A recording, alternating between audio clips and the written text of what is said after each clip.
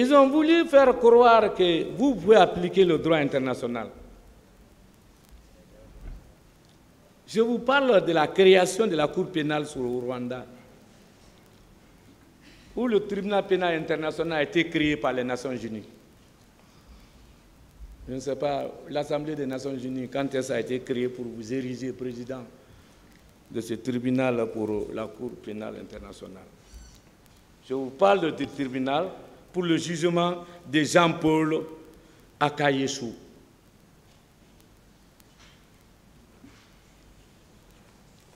Et vous allez voir comment ça a été travaillé,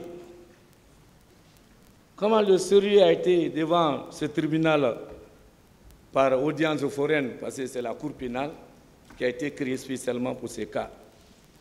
Idem pour Sierra Leone, etc. Il a dit, votre honneur, l'Assemblée de première instance, vous n'êtes pas une Assemblée de première instance, je le dis en passant, par ces motifs ci-dessus, statuant publiquement, en premier ressort, conformément aux articles 23 et 26 du statut du tribunal, aux articles 100, 101, 102, 103, 104 du règlement de procédure et de preuve. Il s'accroche à tout moment au statut de Rome. Fonctionnement, règlement de procédure et de preuve, il n'en fait pas état. Et il n'y a aucun arrêt, aucune décision devant la CPI sans se baser sur non seulement le code qui est le statut de Rome, code pénal, qui est le statut de Rome, on va vous aider pour votre compréhension, et règlement de procédure et de preuve, qui est la procédure. Et vous voulez appliquer la procédure de la République de Guinée pour appliquer le code pénal, statut de Rome. Ça, c'est possible? Non, on ne force pas le droit pénal. Alors, si vous voulez expliquer, vous voulez tenir, il ne fallait pas faire état de l'article 2, 405 du Code de procédure, il fallait alors faire allusion à l'article 100, 101, 102, 103 du règlement de procédure et de preuve. Et comment le procureur a travaillé, et comment la Chambre a maîtrisé cas par cas. Chef 1, l'acte d'accusation, emprisonnement à vie pour crime de génocide.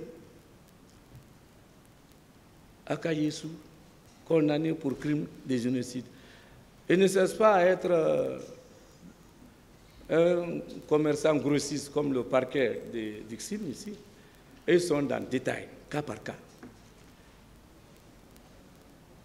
L'acte d'accusation 2, emprisonnement à vie pour crime contre l'humanité et extermination. Et il n'y a pas de mesure de sûreté, hein, parce que ça ne fait pas partie du statut de Rome.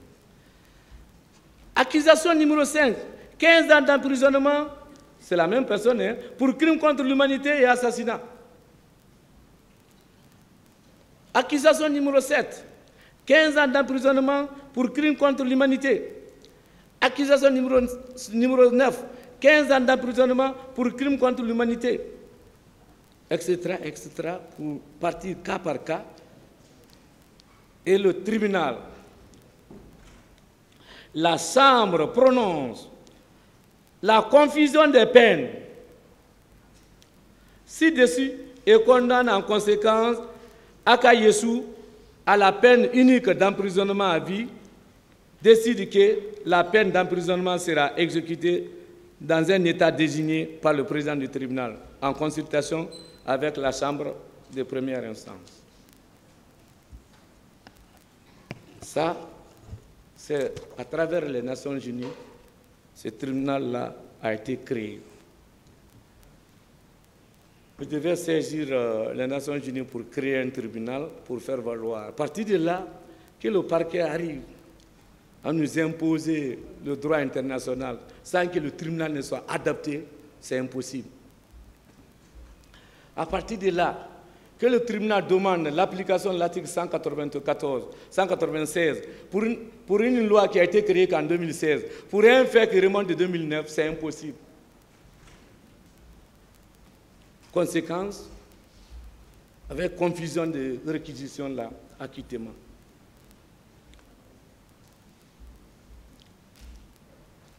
Mais comme on nous impose toujours le statut de Rome, on va vous faire lire quelques articles du statut de Rome pour dire que c'est impossible d'application.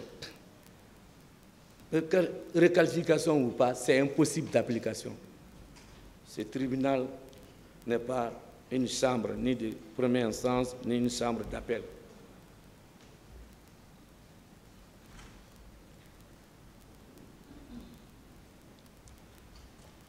Il est dit à l'article 8 du statut de Rome, l'application immédiate de la loi nouvelle est sans effet sur la validité des actes accomplis conformément à la loi ancienne.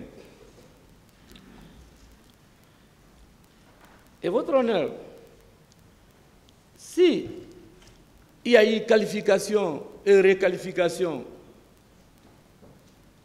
est-ce que la nouvelle loi qui s'applique, bien sûr, par rapport à la procédure, peut rétroagir pour être dans le cadre de 2009?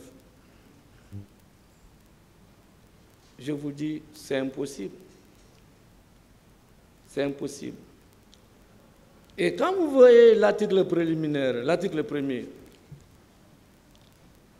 il est dit ceci. Il a créé une cour pénale internationale, dénommée la Cour, en tant qu'institution permanente, qui peut exercer sa compétence à l'égard des personnes pour les crimes les plus graves et à une portée internationale. Au sens du présent statut, elle est complémentaire des juridictions pénales nationales. Elle est complémentaire des juridictions pénales nationales.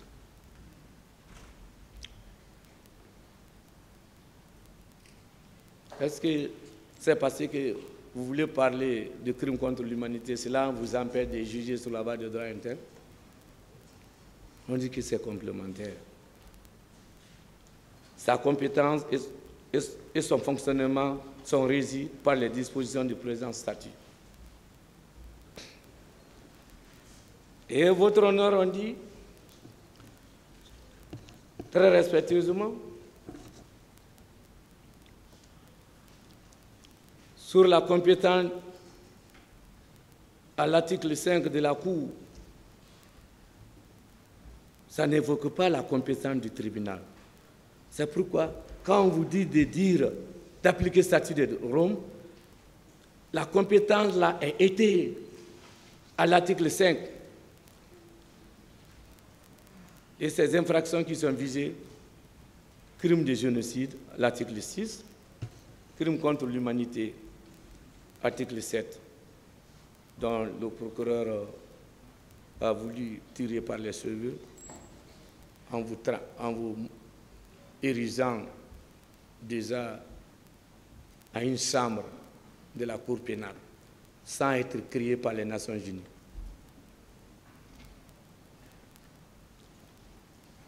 Votre honneur. Sur les compétences